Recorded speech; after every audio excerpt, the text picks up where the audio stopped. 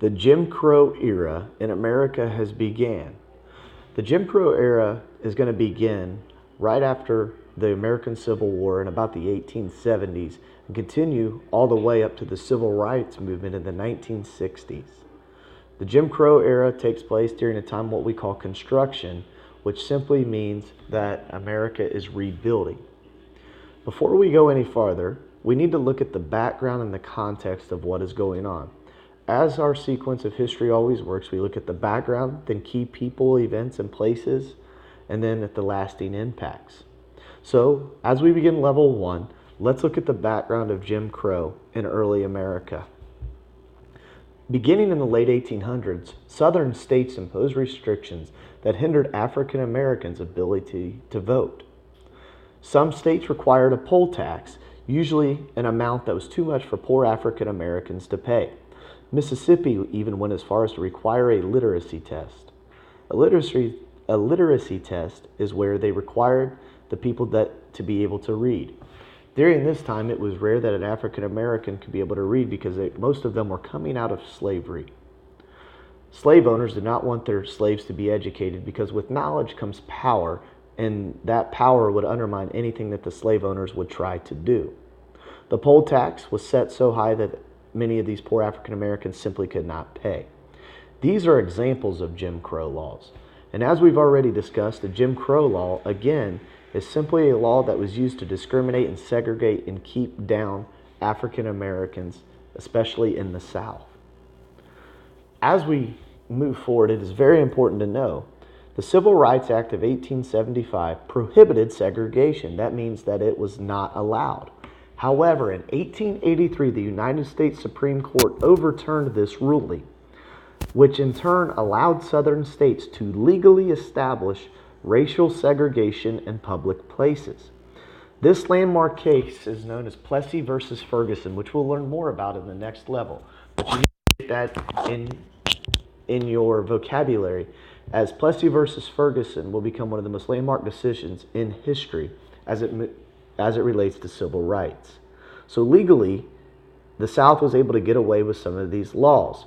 And Plessy versus Ferguson does something it calls separate but equal.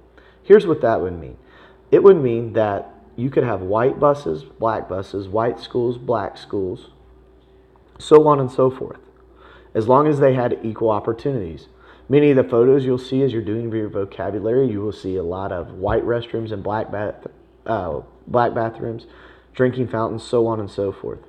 This will go on all the way into the 1960s when a lot of the injustices during this time, led by Dr. Martin Luther King and also President John F. Kennedy, they will have to fight to correct a lot of these things that were created under these Jim Crow laws.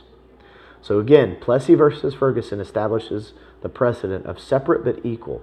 They could legally segregate in the South, and they did. Southern states began to pass more and more Jim Crow laws and enforce discrimination. But here's where the term Jim Crow comes from.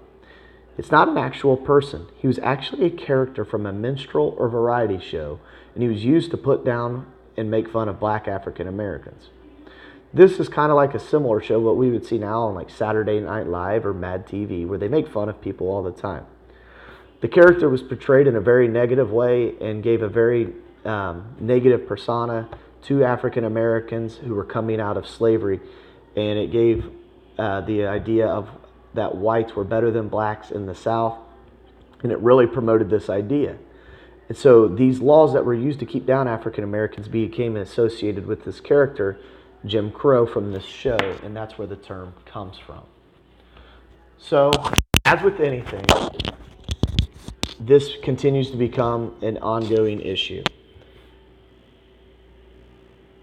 The southern states continue their Jim Crow laws. However, things began violent. Violence and oppression was used in the forms of beatings, intimidations, and lynchings. We see the drastic use of tar and feathering, which was very painful and in some cases even deadly. The beating and the lynchings where they would hang African Americans just for the color of their skin. Some very awful things. So as we move forward, what you will begin to see is this will be an ongoing issue throughout our country for a very long time and will not begin to be recorrected until much, much later. As we move into level 2, keep in mind the idea of Plessy versus Ferguson, as that's a key landmark Supreme Court decision. We'll continue to see that on and on.